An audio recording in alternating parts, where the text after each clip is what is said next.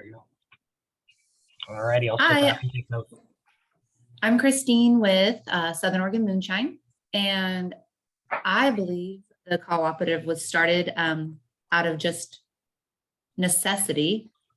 Devin and I have been working together since about actually growing together since 2018. We have two separate businesses, and we realized by sharing resources like equipment and employees and sharing labor, we were able to lower our cost of production.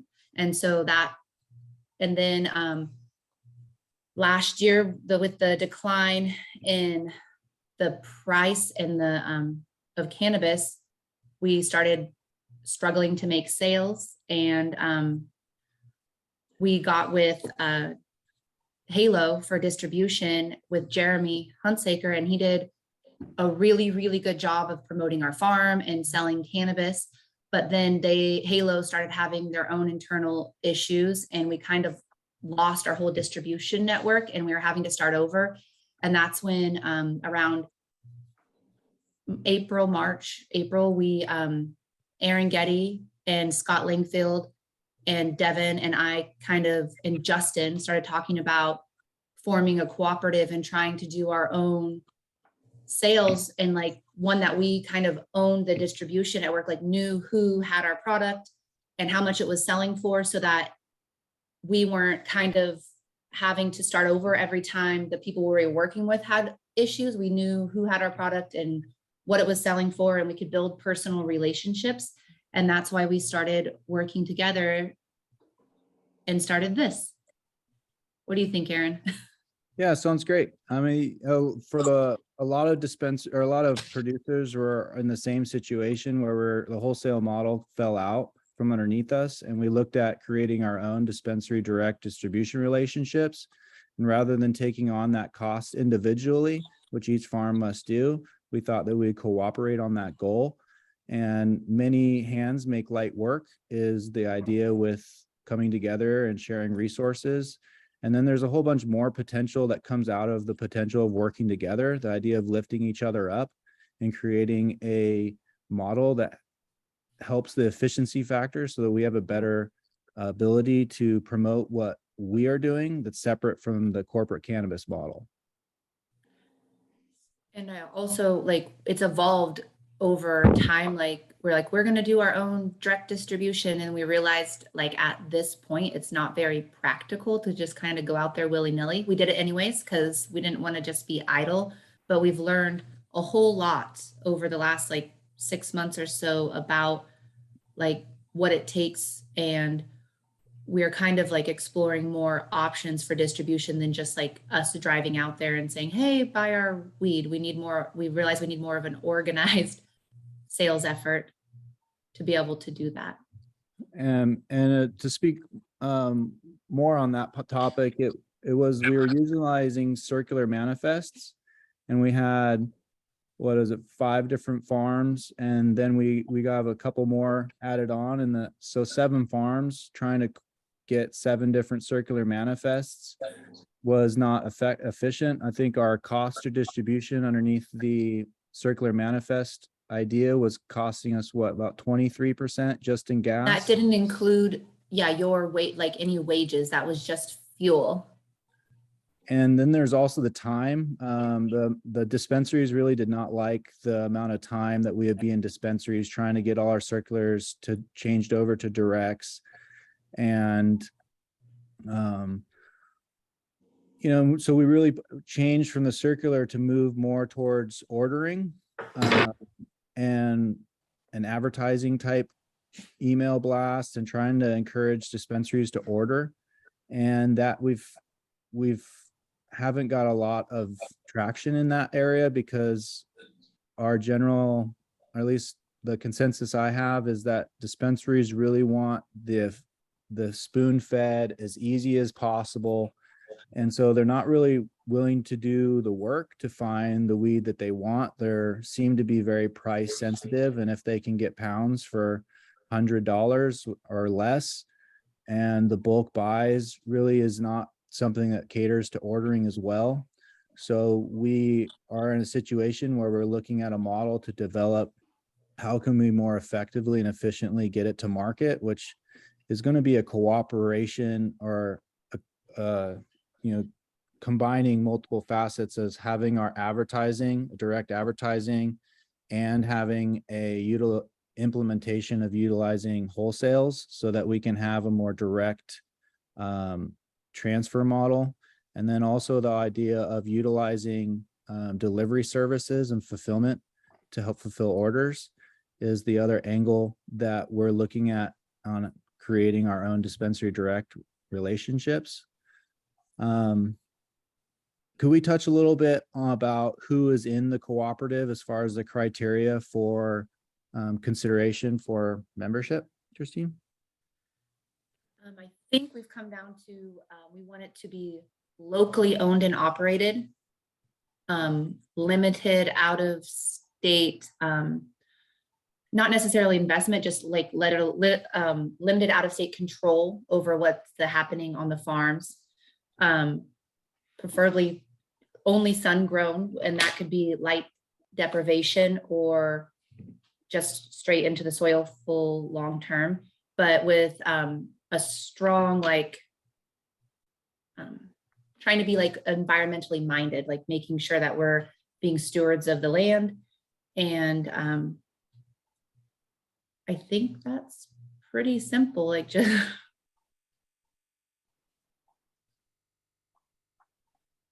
You're on mute, Aaron.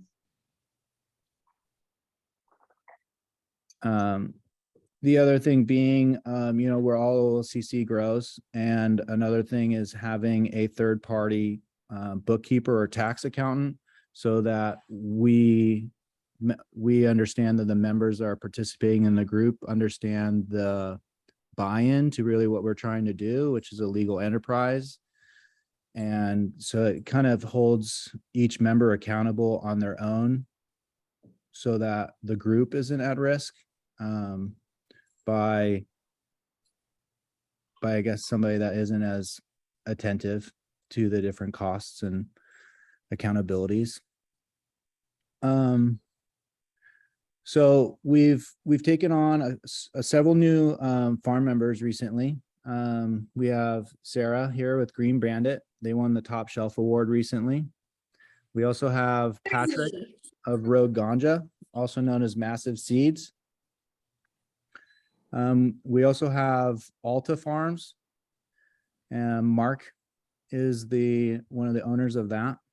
And we have some other member applications that we're considering, but Millerville Farms as well. Thank you, Kristine. And so if we could take a moment to maybe give Sarah the floor to introduce herself, and then after Sarah would be Patrick to introduce a little bit about the farm. Let's keep it at about 60 seconds, please. Cool. Okay. No pressure. Cool. So yeah. Cool. So I'm Sarah Niestrath, my husband, Brian, and we are the owners and operators of Green Bandit, and we are full-term sun-grown. We're just outside of Eagle Point. We practice regenerative, biodynamic farming, really putting every effort to, have the smallest environmental impact and be as sustainable as we can be. And that includes all of our packaged to consumer products are in completely compostable packaging.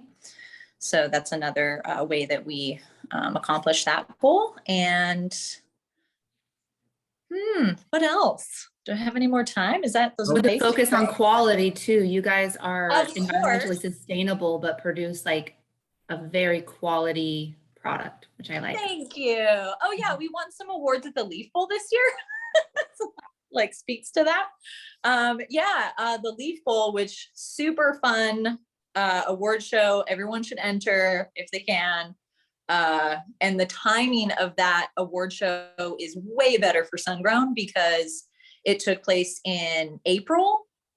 The award show was in April, and I think the entry deadline was April 7th or something, which is just you know, way better than the end of November for like the Growers Cup, which is, anyway, I know I'm up on my time. So we got 2 first place awards in, of course, in the sun-grown category, and then 1 runner-up.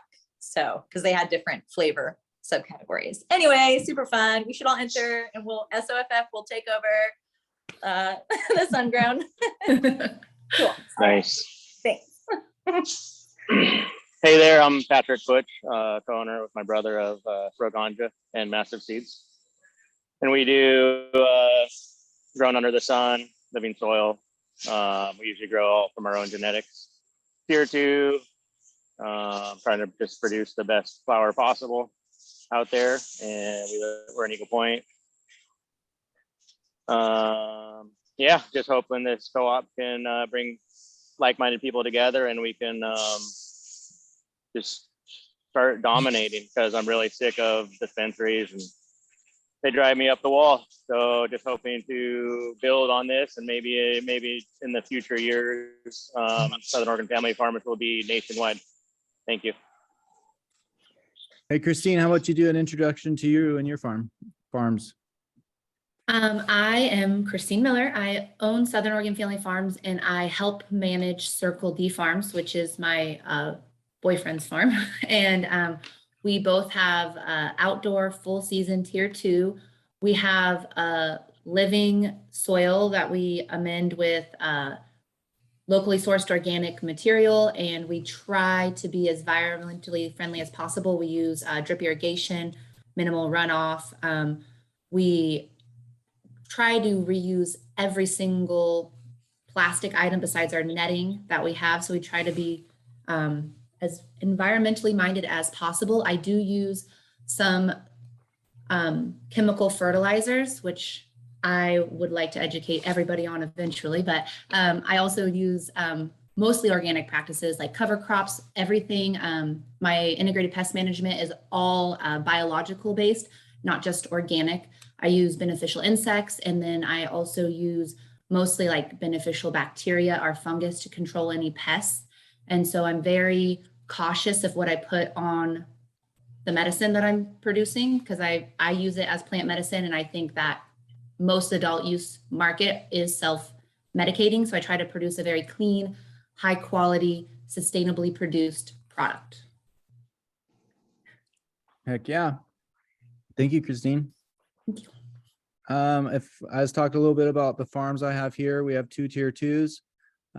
We planted in native soil. We have 2 different plots that are really 2 different, completely different soil makeups. We have a sandy loam, which is really hard to do the regenerative farming because it's so porous, versus my clay, which is the top field, which has really a lot of the nutrition already based in the soil. So I just have to unlock it. It's a lot easier to grow up there compared to in the sandy loam. I've been pretty budget restricted over the last couple years. I've struggled to sell my weed every single year I've ever been in production. So with the budgetary concerns, I invested a lot originally into regenerative practices, and thankfully in this year where I really am struggling to afford nutrition, well, last year, the year before, I was pretty low on my THC numbers. And so my business partner said, you know, we can't be like that. We got to pick up numbers. And I do totally agree.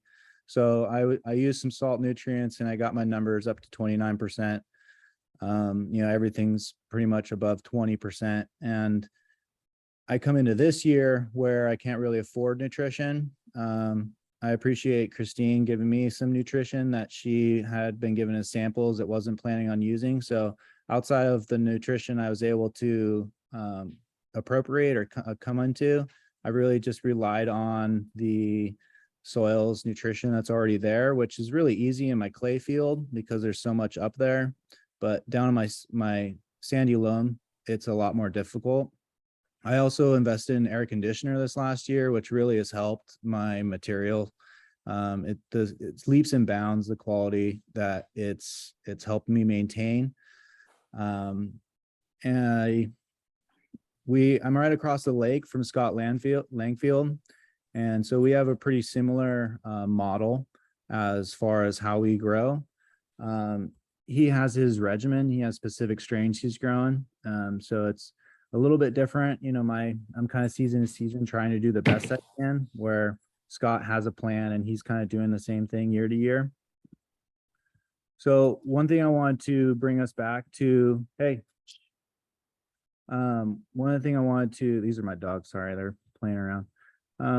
One thing that was really important for me in creating a cooperative is a cooperative that allows each of the different farms I wanted a cooperative that was inclusive of different farmers' practices. There is a lot of the cooperatives that I see forming are really revolved around regenerative farming practices. And as much as I want to implement that here, and a lot of farmers have that same intention, it's the practicality of it is different from farm to farm. So I really appreciate Southern Oregon Family Farms and the ability of where members get to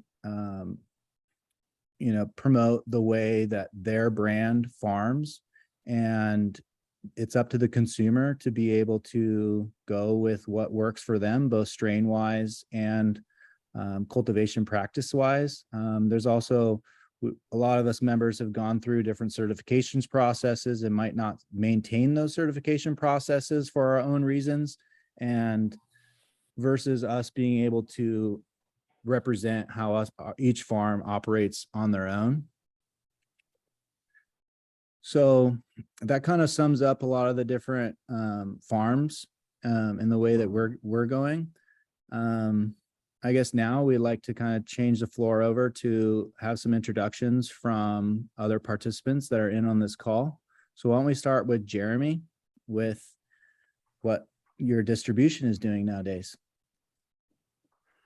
Well, thank you. And thank you, Kristine, for the invite on this. So as she had mentioned, Halo, I started Dyme distribution and it was working wonderfully. We ended up getting acquired by Halo. It worked for a little while. And then they did terrible things. So I since moved on. And that being said, I'm starting up another distribution for one of the farms that we distributed for. It's an indoor farm, primarily. He just bought a next-gen greenhouse as well. But his plan is to do what we had done with Dyme and start up a distribution, helping the lower producers or the family farms get their flower out there. I had a very bad experience with the publicly traded sector of cannabis. And I'm in this meeting today to just learn as much as I possibly can on how I may be able to assist you guys with your endeavors, whether we end up distributing for you or I help you with what I've learned in the distribution sector. Either one, I'm just here to learn as much as I can and be of any support I can for you guys. Thank you, Jeremy. Yes, thank you so much, Jeremy. After Beau gives an introduction, I would like to give the floor back to you to maybe interject some of your advice or knowledge or any points of information you want to make. So just let you know you'll have the floor here in a couple minutes. Thank you. All right, Beau, let's hear from you, man. Long time no see. I'm super stoked to see you here. Thank you. It's a real pleasure. Thank you for, I'm super appreciative of the invite. I'm really excited about what you guys are building, what's been done. And I think that I can have a pretty good impact in contributions. So I'm second generation grower.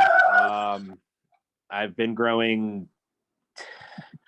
My real passion came from growing in the fact that my mother got cancer at 14, when I was 14. And I was making RSO before I knew that's what it was. It's like some old like hippie books about breaking it down and boiling it down into a sludge and all of these things, mixing it with peanut butter so that she could restore her appetite post chemo. She still bothers me every day. Cannabis works, right? I think everybody knows that. Everybody agrees on that. The adherence to understanding the at-risk scenarios that people are in within the medical space has driven me to never break away from biodynamic, regenerative, organic only. And I've taken a lot of L's because of that, and learning and breeding. So just a company background, we have 2 tier 2s and a wholesale. In other sectors, I have hemp seed breeding genetics. I have a hemp conversion into fuel company in Hawaii. I have testing labs in Texas, California, and Hawaii.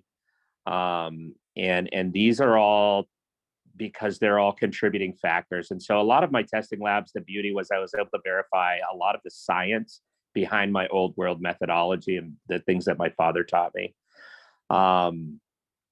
As far as this group in particular, my goal of contribution is to present my wholesale free of charge and for open use.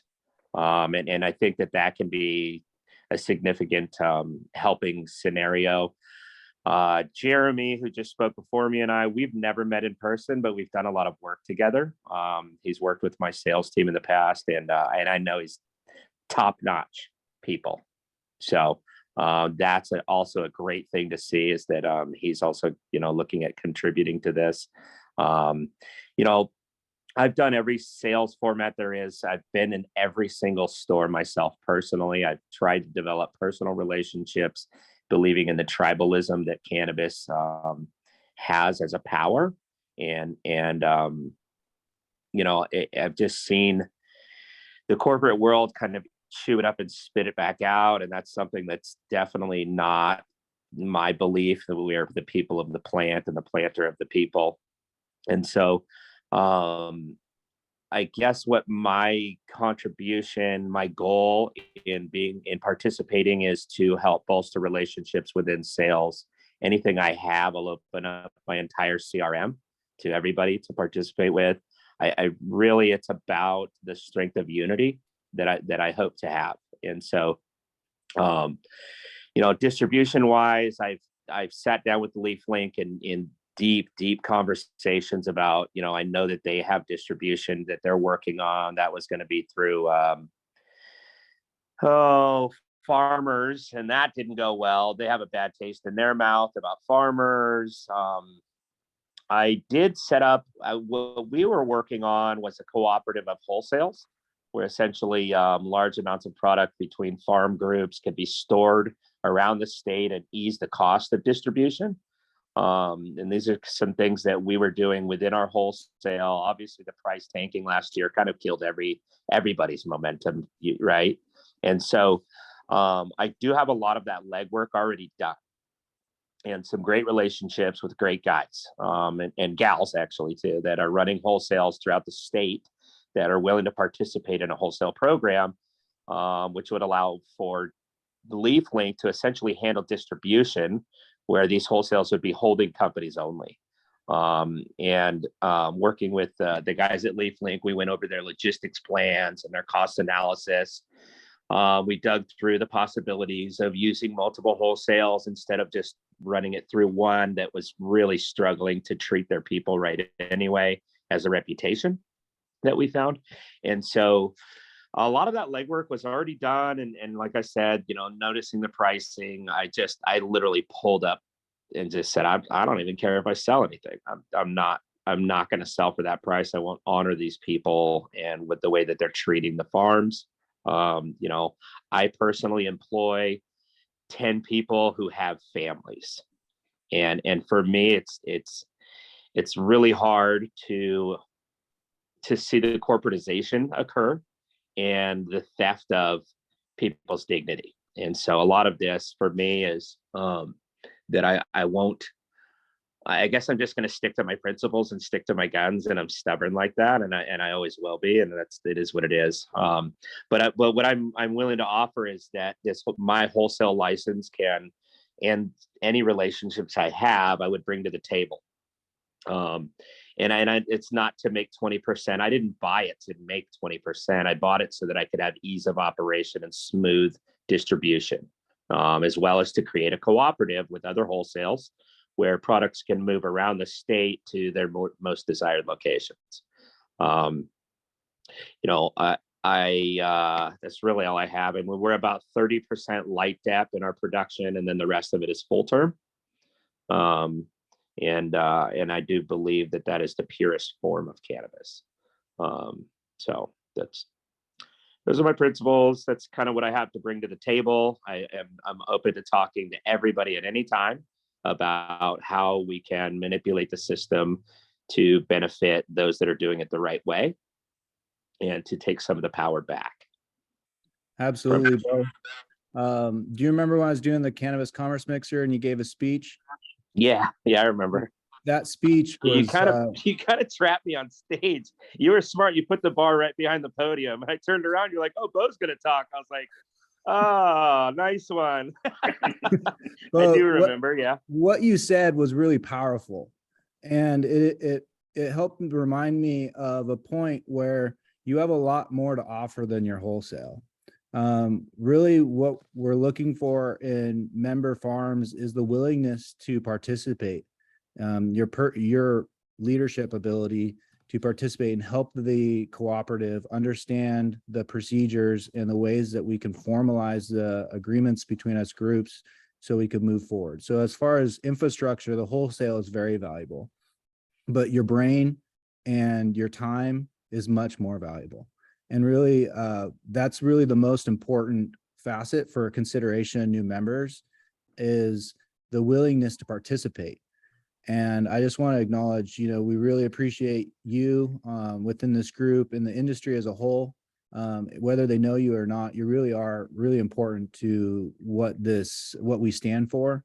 And I just want to kind of let you know that, you know, you're welcome. And I really, you know, if you want to be a part of this group, you know, you have my vote already. I'm going to be a fighting force to do everything we can to return the value that you bring to us.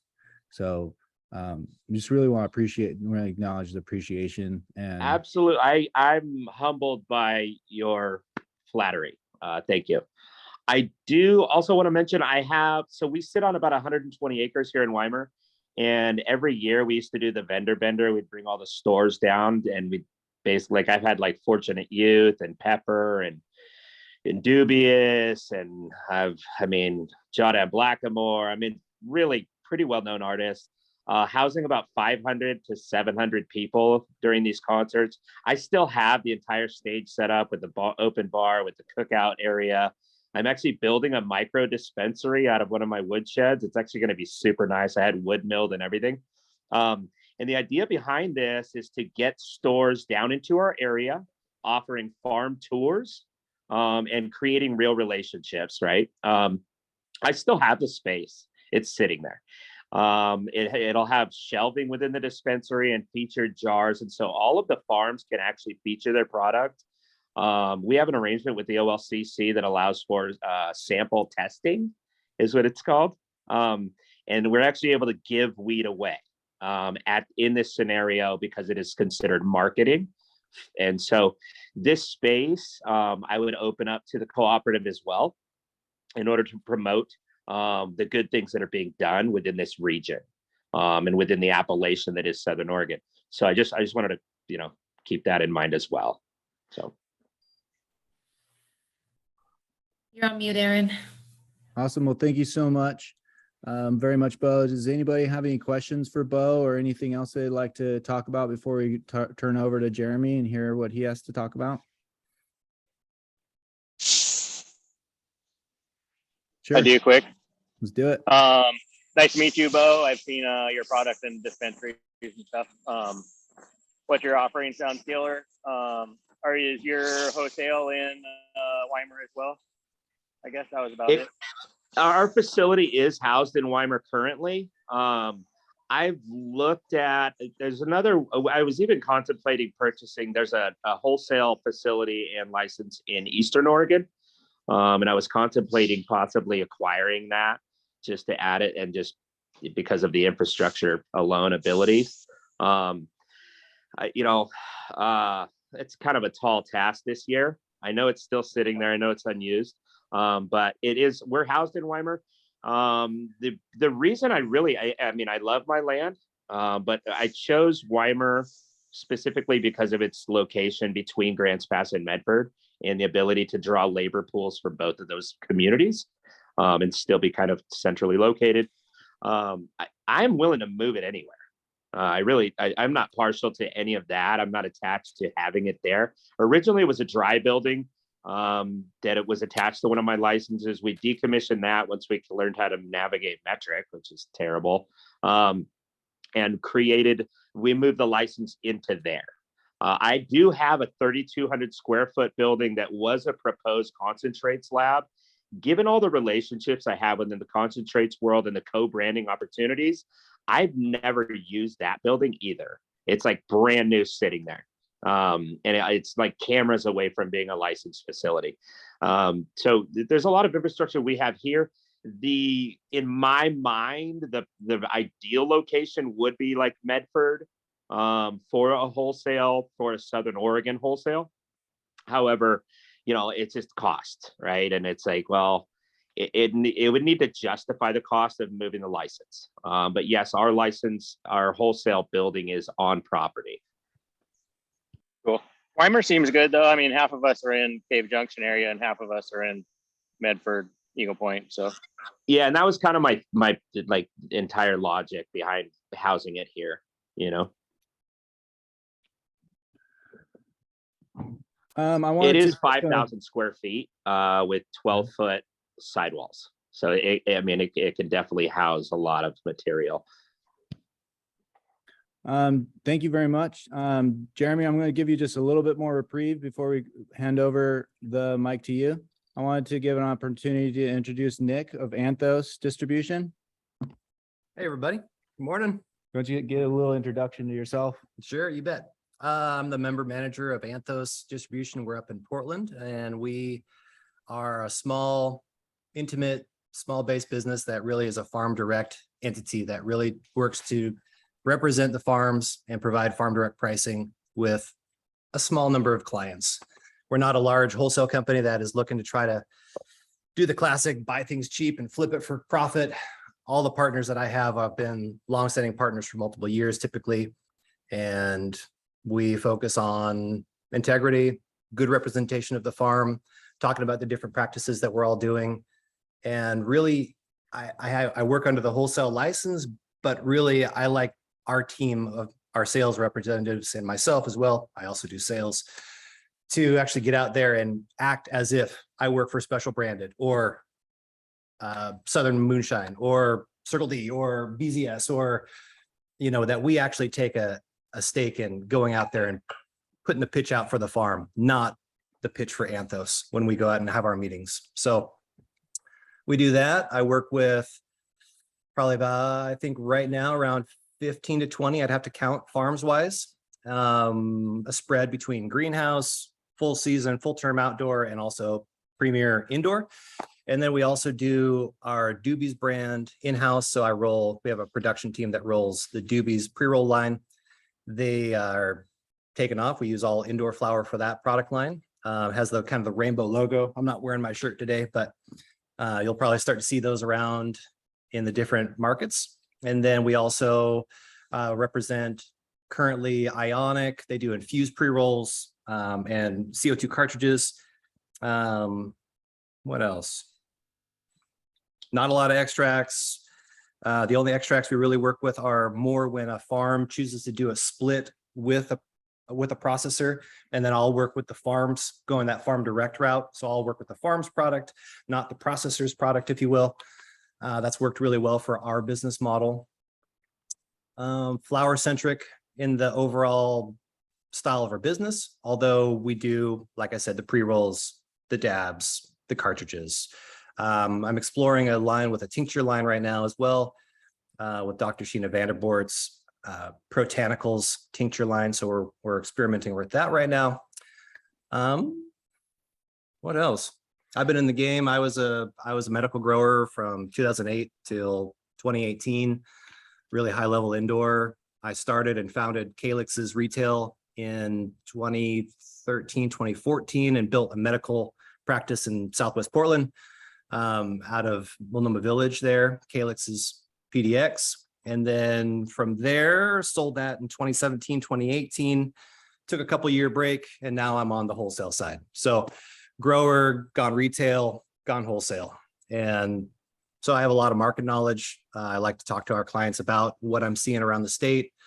We do small deals, onesie, twosie pounds, and we do big frickin' deals as well. So several of my clients, I moved their entire farm worth of product through our contacts and around the state. We work with the whole state. I have currently, I just pulled back on the team. The team is a tight team right now.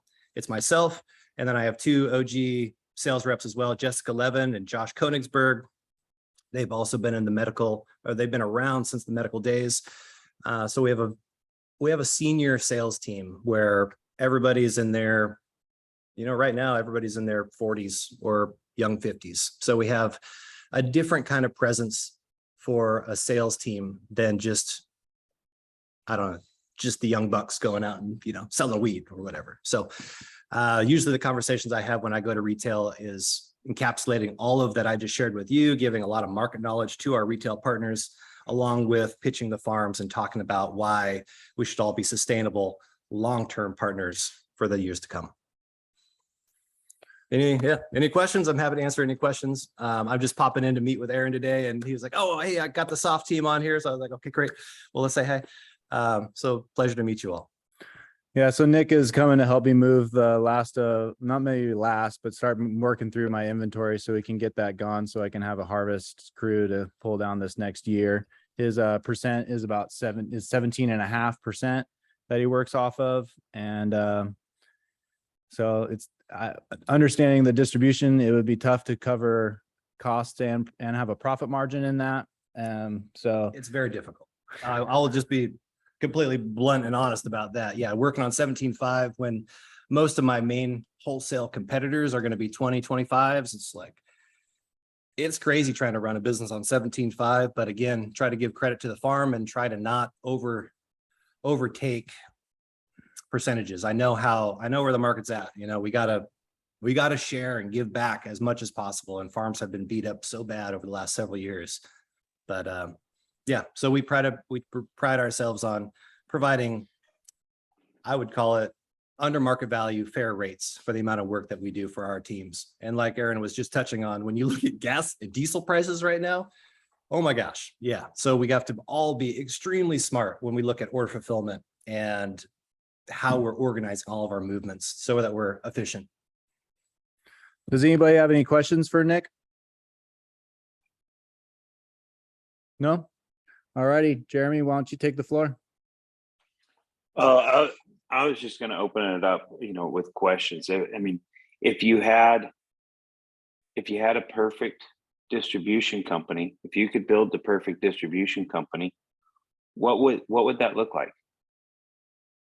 And I'm opening that up to everybody, all the farms.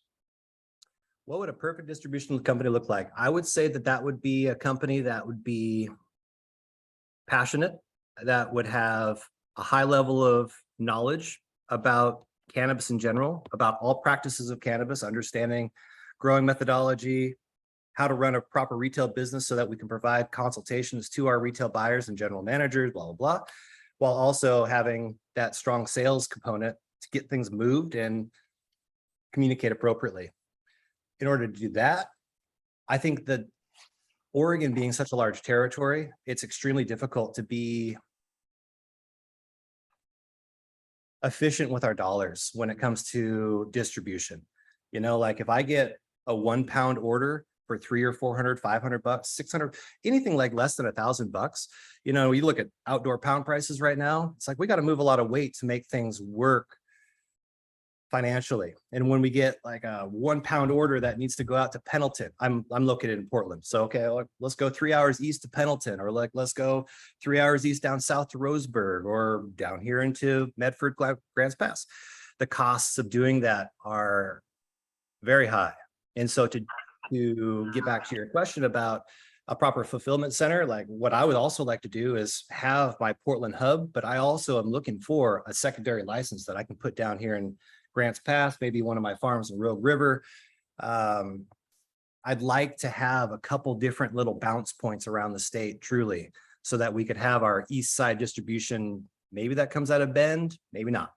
Having a spot, either Roseburg, Grants Pass, Rogue River, somewhere in the southern sector would be absolutely key. I've leveraged partners like JPH before. I'm not a big fan of like doing the cross license thing, but there's been times where it has been helpful. So I think to strengthen the fulfillment model, we need a secondary license down south and possibly one out east, but not necessarily out east. I think more business, allowing places and farms to be able to congregate like JPH has done, providing a safe, climate controlled environment that can store a large amount of flower for special clients. That's kind of my next move of what I would like to do, to essentially overall, like to lower costs on the big plan, to essentially do better fulfillment, move some of my indoor farm product down to our southern warehouse. It doesn't exist right now, but the dream model, right? Move some of my indoor farms from up north, bring that product down here to down south, take some of the outdoor product from down south, bring it back up north, be able to do both at the same time and just develop that. Sure. Thanks, Nick. I appreciate that on the distribution side. What I'm asking, I'd like to hear from the farmers. Oh. What their specific, if you had a magic wand, you could have whatever distribution company, what would that look like? What would be ideal? Kristine, what would be ideal for you as far as a distribution company? For me, I personally don't want to do distribution. Like, I feel like I love to grow cannabis. I'm a cannabis farmer, and that's like where my skill set's best used, is like on the farm growing the weed. So, but what the challenges we faced over the last few years that I've personally faced is I was probably pretty complacent at first with just like whoever wanted my weed. I just was like, here, like take it. And I just sold through all of my weed without ever knowing who had it or getting any like brand recognition until I started using you last year. And you're like, hey, put this in your own branded packaging. And you started promoting my farm. And I saw I was getting some like traction that way. But the downfall to that was when the company you were working with had issues, I was kind of stuck like, what do I do now? I don't know where my weed went. I don't have any personal relationships. So for me, I don't want to do the distribution, but I want to be involved in the distribution. I want to know who is buying my product, what they're paying for it. And also I want to be able, so I can build relationships with those dispensaries and talk to their bud tenders and be available to answer any questions about my growing practices, my strains, anything that I have going on. So I could build relationships with the people that are actually selling my product to the consumer. So maybe I can educate them on the quality of sun grown, the quality of like investing in your community and buying from small family farms versus a big corporate farm. And so that maybe they'll be able to sell my product better and then generate more sales, which will help the distribution company. And just building like honest relationships where people can tell me like, hey, this is where the market is. This is where we have to be to sell, versus I want to move more volume. So I'm going to push the price down so that my company can be more profitable. I just want to, I want to basically own the distribution network in a partnership with a distribution company, I think. There we go. I like that. And I think that's important. And as you had mentioned earlier, when you do the math to figure out what the distribution costs, I love the fact that you guys are coming together as a co-op. And if you can make an internal team to do what you want to do and use that marketing, that branding to get people to recognize that product. When I distributed or sold office equipment, copiers, Konica Minolta, Canon, Sharp, we all had a Canon rep. We had a Konica Minolta rep, right? That person was on our team, on our sales team. So if you could be the rep for Southern Oregon Moonshine and Circle D to help support that team, whatever team that may be, right? but be the brand rep and be the support to that sales team. Be as involved as you could be as far as that is your team, whichever distribution you end up with. Help get your message through their mouth, but the more time you spend with them, I know we did some training, video training of your farm, and I think that worked well. I think more time the better with whatever team you have. And I say this to all of you, once you establish a sales team or pick a sales team, whatever that is, you be the brand rep for that. You help the sell through for the dispensary. Knowing that it's relationship sales. That's what we're doing here, right? It's business to business sales. It doesn't matter what you're selling. You can be selling copiers or weed or whatever, toiletries. Once you build a relationship with that dispensary, then they'll continue to buy from you. And the better you can build that relationship, the more they'll buy from you. So if you guys can all be involved in that sales team, with that sales team, so many people will, like you said, will give it to all these different distributors, and then it's just a price. Who's going to give me the least expensive weed and the highest testing? I mean, it's that ridiculous right now. Until you have that brand loyalty and that following, that's what it's going to be. What's the percentage and how cheap can I get it? Because you're going against everybody else out there that's doing the same thing, right? But once they love you, once the salespeople love Kristine, once they love Aaron, they want to sell Aaron's weed. They want to sell Kristine's weed. And then once you get the love in there with those salespeople, and then it follows into that dispensary, now it's all relationship sales. Now, relationships are huge in this factor. I mean, it's the most important thing is building relationships. And how do you do that? With consistency and trust.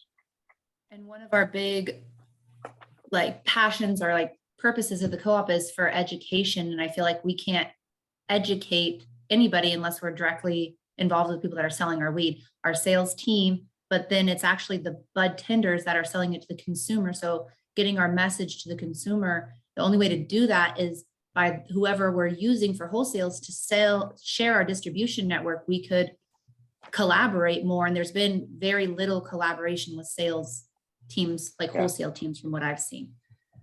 Yeah, for sure. Thank you, Jeremy. Mm-hmm. Beau, you're on mute. Okay. As a farm, and like I said, I bought the wholesale. I don't know. Anyway, what I would do as a farm, what I would love to see from distributors, wholesale distributors in particular, is some format where vendor days are scheduled on a regular basis with a rotation of farms, allowing relationships to be developed. And those relationships happen on vendor days, especially what we call them vendor days, where we actually go in and, give out swag and try to educate about our product and our practices. We put a face behind the brand.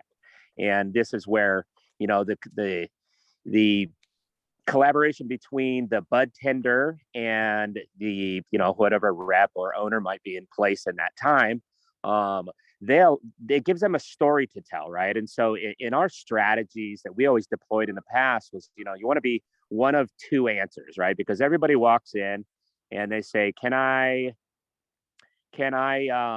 what would you buy, right? So what's the first two questions? The first question is, what's your most potent weed, right? And that's been a number chasing game for the initial recreational market. And then they say, okay, well, what would you buy? Is what they ask the bud. The second question every time. Is he breaking up for everybody else? Yes. Deal. Because right, and this is their method practices, and this is why I choose. And if you ever met them, you just love who they. So we're having a hard time hearing you. Hello? There you are. Oh, I'm sorry. Let me try and get closer to signal. Is this better? I'm walking back towards Much the better. house. Thank you. Yeah. Okay. We want to hear Okay. it. We just Where did I lose you guys? About 30 seconds ago. Okay. So essentially what I would love to see from a distributor would be the ability to schedule a rotation of vendor days for farms to participate. You know, if it's spread out and it's statewide, obviously, then the farm has the ability to not be inundated with, I have to be in a new town every single week. It's like, look, I have a monthly rotation that I fall into, and I'm able to develop relationships alongside another 2 farms that are going to do a vendor day with us in conjunction with us. And thereby you're building relationships with the stores and the bud tenders, which are the tip of the spear, but you're also developing methodology in which you're exposing yourself to the public, and the public identifies a person behind the brand, right? And that human connectivity is the core of cannabis. I mean, it is a tribal segment industry. And so what I would envision is that you would have, say, 3 different distributors, Southern Oregon, Portland, maybe even 4, one in like Albany. So it would split like the Salem and Eugene area as far as locality, and then another in like Bend. And then with those 4, you should be able to navigate the entire state with fresh product delivered right away. And that kind of cooperative of wholesales was kind of what I was talking about earlier. I don't know what the profit sharing model looks like on that, unless it's just, hey, it's sold through ours, it's our profit. But we're all working together to expose these farm groups. That kind of openness and understanding that it's, you know, the power of many versus just singular clientele over others. That would be my vision that I would see as like the superior model, where you're able to, through great communication, coordinate scheduled vendor days, coordinate events that people are participating in that create more brand exposure and more personal connectivity. I love it. And I think the vendor days is something that we had done a lot. And then after COVID, it just kind of never came back. But you're absolutely right. You get that relationship and that connection. The bud tenders know the farm owner, and they want to do well for that farm owner. And then to take it to the next level, what we had done in the past, I did it with Rebel Spirit, is I made an event for that day, for that rep. So I'll have 7 reps throughout the state. They all cover different territories. And that farm owner will go out with that rep, and there's special deals that day. And they would just line up their full day with appointments. And they don't even know what the special deal is, but the farm owner's coming. It's going to be great. Let's lock you down on a time. Let's get you scheduled. And I mean, they give the same discount or maybe a little better discount or whatever for this event, but it was the excitement behind it that really worked, you know, and the connection with the farm owner to build those relationships. I think it's also important with what you guys have collectively, you can build a great sales team. It's hard to get a good sales team with one brand or one farm. But when you have a full menu and you've got something that'll fit any spot on that shelf, it's a lot easier to get in those doors and to get those relationships started. Awesome. What do we think about, like, we've talked about doing, just as salespeople, sales experience, we've talked about doing like virtual showings that we kind of maybe have like short 60-second videos per strain on our website that potential buyers or sales representatives can look at and just learn a little bit more about our product. We know you can't smell it, but you'll be able to like see the consistency and learn about the genetics or the growing practices per strain. Do you think that is an effective or could be an effective sales tool? I think it could be once they know who you are. That's the challenge, right? Once you've got your brand out there somewhat, once they see that brand and they start following that brand, I can't believe more people aren't doing actual commercials on Instagram or Facebook or whatever. Just the story you just told, Kristine, if you just got on social media and told that story, it would probably be huge. I, for one, I'm not very good at getting in front of people and doing that, but man, it's free. It's free advertising. If you just get on there and tell your story, people will listen.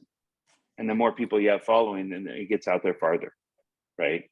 It's a powerful tool. And even maybe even hiring somebody specifically for social media marketing that can help with that. That's not me, but I think it's powerful. Thank you. And we were also talking about, as our co-op model, trying like one way to co-op, because like right now we're just trying to survive. Like we're all trying to get our weed, like right now is like survival. Like we're just like, we need to survive this season, and we're trying to look forward to like ways to work better or do better or co-op better this next year, because this is still like super developing. We're talking about doing a Southern Oregon Family Farms possible like oil line or pre-roll line, is like small craft cannabis farms only, kind of sun grown. And is there room in the market for that right now? Or There is. It's a tough market, but it's a smart market. Any way you can get your brand to the coffee table. So Urban Farms is doing pre-rolls, and they're doing prepackaged eighths.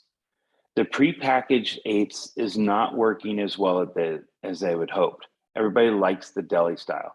Luckily, they're in a clear Mylar bag. You can see it. You can open it up and smell it, but that's where it's going to go, because it's already that way in Oregon and Washington. So once the state lines open, it'll have to be that way. So it'll eventually get there. It's a little early to be doing that. So the pre-rolls are an excellent way for marketing. That gets your flower, your product, and your brand on people's coffee tables. Because right now, you can get your brand to the dispensary, but by the time they package it out, weigh it out, and sell it, the people don't even know who they got their weed from. They have no idea. So that's where the branding on the pre-rolls is huge. The problem there is it's a very cutthroat market as well. For example, I'm selling good quality pre-rolls, flower pre-rolls, for $1 a piece. So when you try to figure out how you can make money at $1 a piece, it's almost impossible. Especially when you're paying me 20% to distribute them. Now you're at 80 cents a piece. That hardly covers the packaging and the labor costs. But if you look at it as a marketing, you've got all that trim. I don't know that you would want to establish your brand on that trim. I would almost use a different brand for that. But if you have a good quality one, then you can maybe charge more for it. But that getting your brand in front of people and having them love it, and then having them look it up on social media. For example, this brand, the little doolies, I don't know if I can get the camera. They have a QR code on the back. There's your advertising. There's your marketing. So things like that can really get you to the next level. Get your brand in front of people. They can look at their phones and figure out everything about your farm, go to your webpage, do whatever, just from that QR code. And to get into the bigger dispensaries, they're going to want that also, because they just scan your stuff. Let's hear from Beau, and then next will be Sarah. So in that QR code format, we've already built out entire strain profiles showing the plant from clone all the way through till final trim.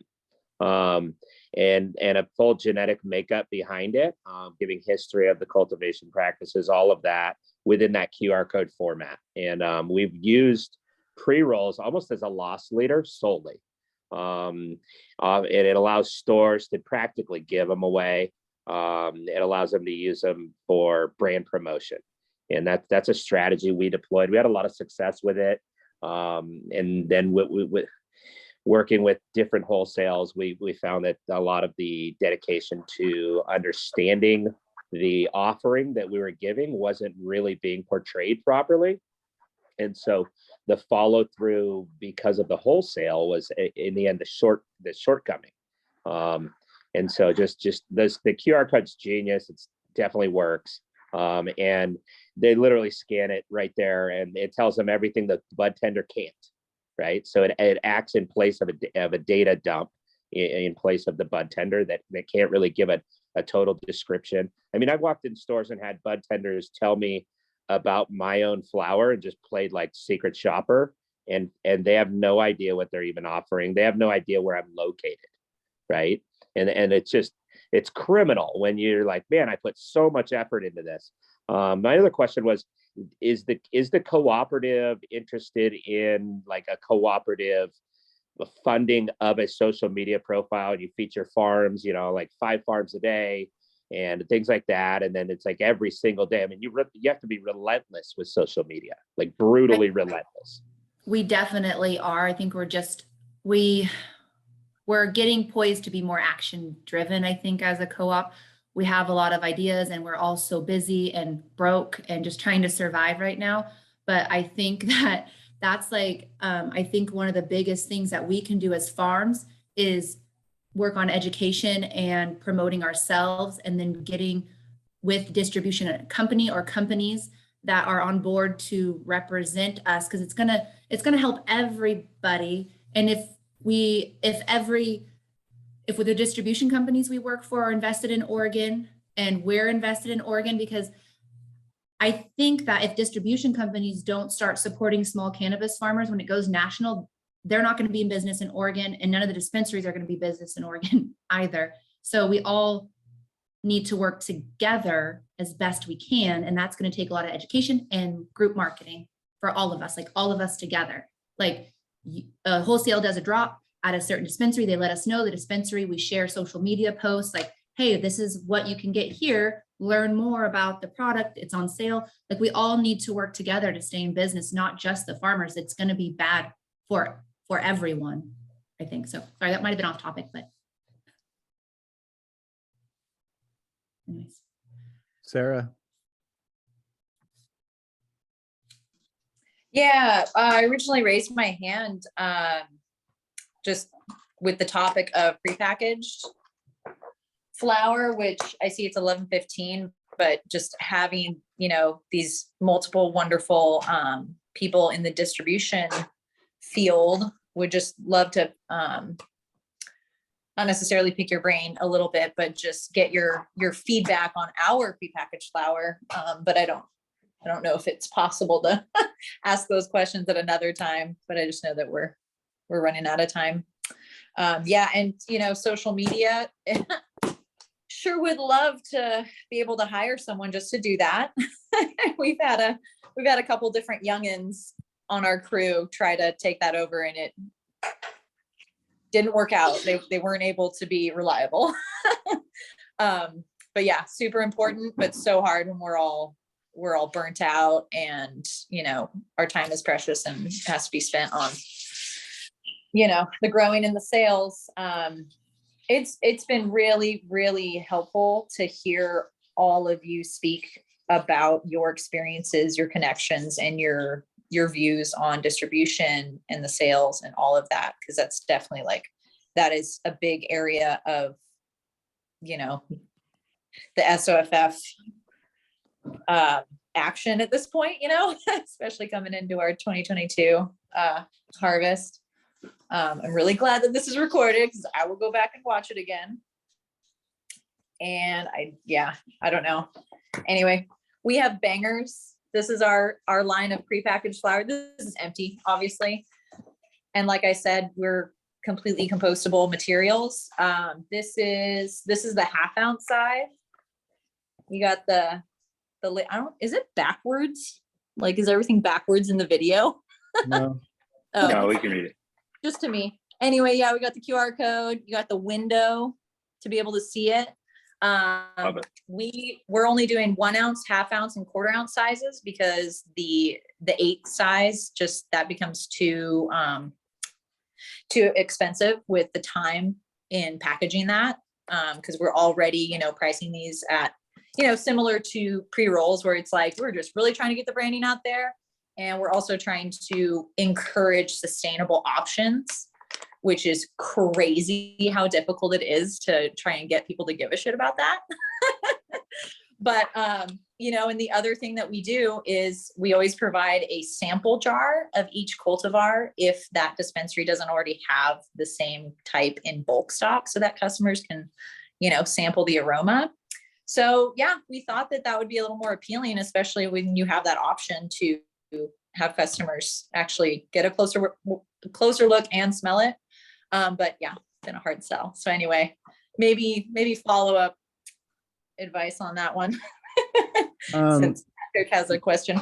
Next, we'll go to Patrick. Nick here has a point of information in regards to prepackaged. One thing that I've been seeing, I totally support prepack. I give you kudos on the environmentally conscious aspect of that as well. Super cool to see that in our industry. Oh my gosh.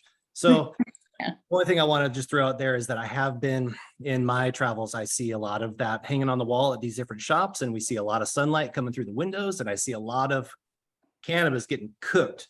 Yeah. Like yellow cannabis on the wall. And so UV protection to your packaging, or I saw that it looks like your windows on the back side of that. It which is. clever. Nice work. Yeah. I like that. You might also run some tests though, just to see what happens, with that on the front side, just with some UV rays coming through. Does it bleed through? Is it causing you problems? But UV protected packaging, it helps. So that's all I got to say. Cool. Patrick, you're up. I just wanted to add or ask actually, when you're doing the sales out there representing the farm, are these prices, I guess, set? Like, are you going out with a set menu? Or are you feeling the vibe of the town? Like Bend is different than Medford, and able to work with the prices? Are you know what I mean? I guess we've had the same sales guy for 7 years in our company, and my brother and our design guy have actually set the prices, and they have all tokenly been like high to where in a lower price we have a hard time selling, and we usually don't budge on the pricing. So I guess what I've been talking about now is, well, let's let our guy dictate the price, I guess. Like, is $1 off this pack of pre-rolls or shatter gonna make the sale? And instead of like going back to the farm, which happens sometimes, hey, will you accept this deal? Just being like, just make the sale. So as far as the way we've done it is we establish a price, a high and a low price. So if something is, say, $900 for a pound, the low is $800, right? So the salespeople have that flexibility because I believe people want a deal, right? People want to feel like they're getting a deal, regardless what that is. So I typically would lean towards COD is where you get your discount, because I don't like working twice for the same money.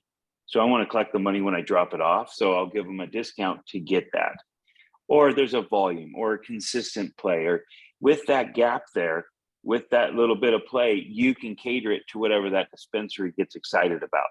Maybe they're excited about getting in that term, or maybe they're excited about being able to re-up their orders every time, right? If I can give them a discount to order 2 pounds every 2 weeks, then that's what I want to do. So then I know I've got those 2 pounds sold every 2 weeks. If I get 20 more stores like that, I'm doing okay, right?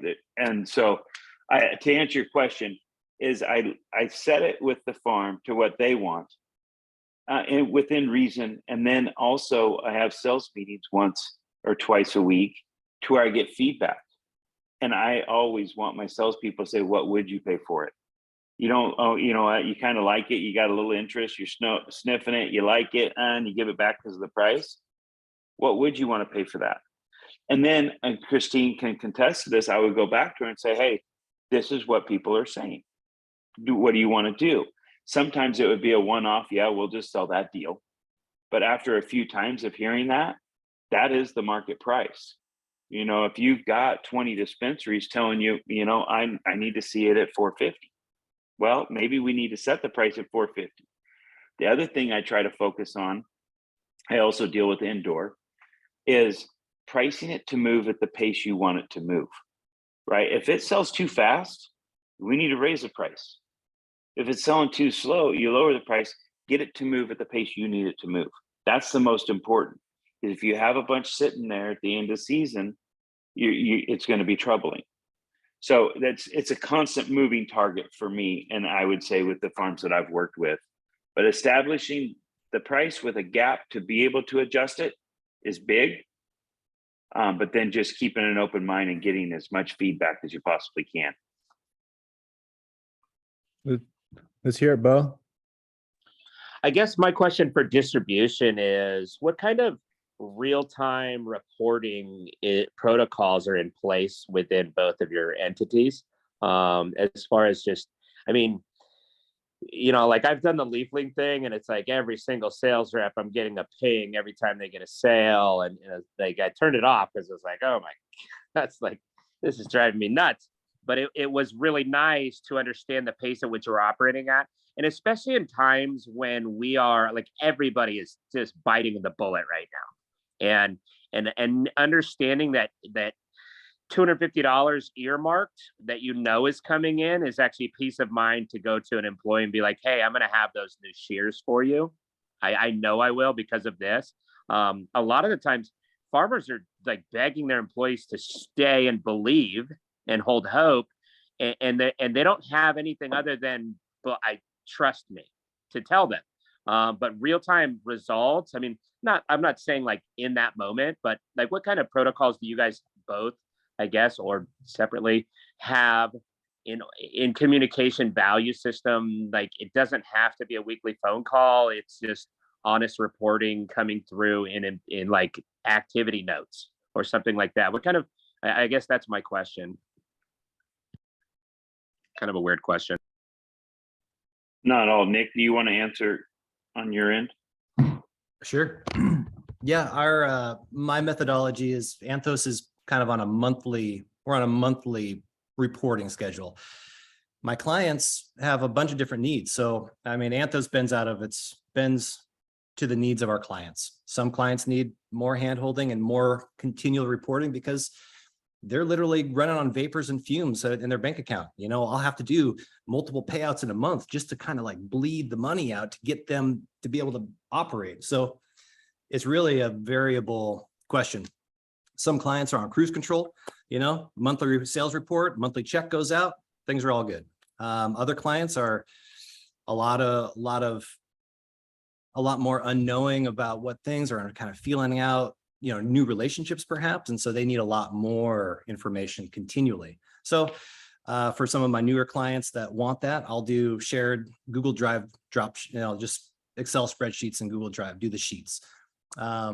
I also use LeafLink. It's like Beau was saying, it's a pain in the ass. It's not my favorite system, but you know, especially having to export and email reports off and then interpret that data and upload it and then, you know, clean it all up, make it presentable for our farm and partner information so they can actually use that information.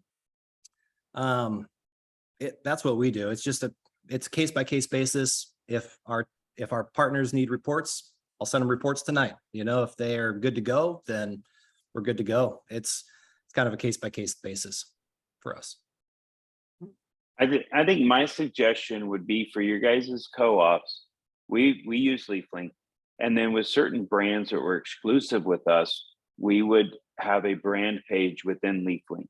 So any one of those brands could go in there and look at everything as far as real time, where it was pending, where it was delivered, where it was paid, where it was collected, everything that we see with LeafLink, you'd have your own brand page.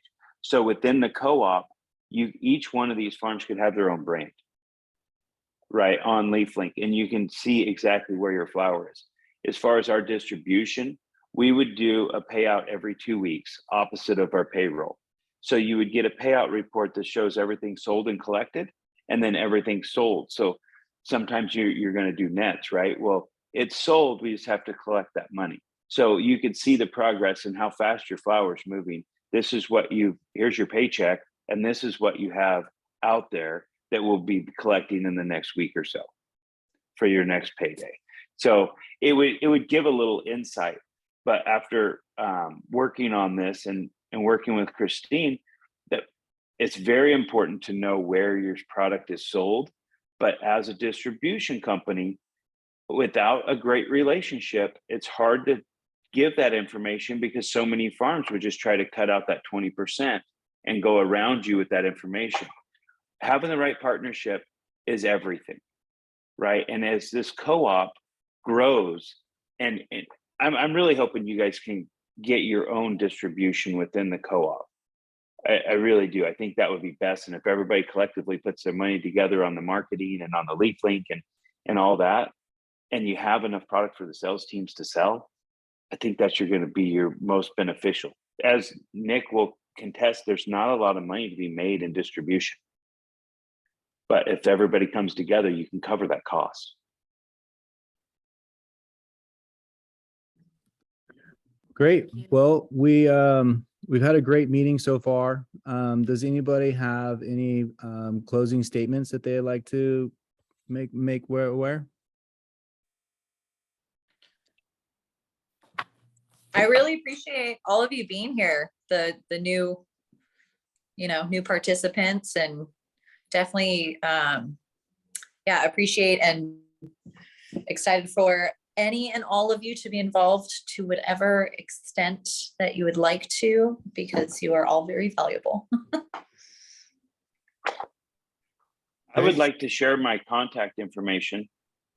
If anybody wants to write it down, my phone number is 541-912-7335. And feel free to reach out to me. Thank you, Aaron. Thanks. Thank you, Justin. Well, thank you all very much. Beau, I'll get you a membership application and we'll be in touch via phone after this call. Once again, thank you, Nick, for being a host of this meeting and doing the meeting minutes. Nick is stepping in for Justin of Calyx CPA, which is a really important asset for the group. And, professional partnerships is a really important tool to leverage, and really stoked on everybody's participation. So I want to wish you all a happy Harvest Day coming up soon, and we'll talk soon. What's up, Kristine? Take care, guys. Thanks. I was gonna say that we might want to wait till the board meeting, but we're talking about maybe we'll talk about it on Tuesday, but maybe taking a slowdown for October for our meeting schedules. Oh, yeah. Yeah. Good point. Move to bi-weekly. Yeah, just something, Aaron suggested like maybe having them, but not have like the attendance requirements, because we're all just gonna be like surviving through harvest. Yeah. So yeah, slowing down a tiny bit, like still like, hey, we're here. And does everybody have my phone number? Like, I feel like if anybody has a personal question, they can text me or reach out directly, like anytime. And Sarah, I don't know, I think I do have yours. Yeah. I've texted you. I think those are going through to you. I'll look. Cool. Thanks, Great. guys. All right. Bye, y'all. Thanks. Have a great day. Bye.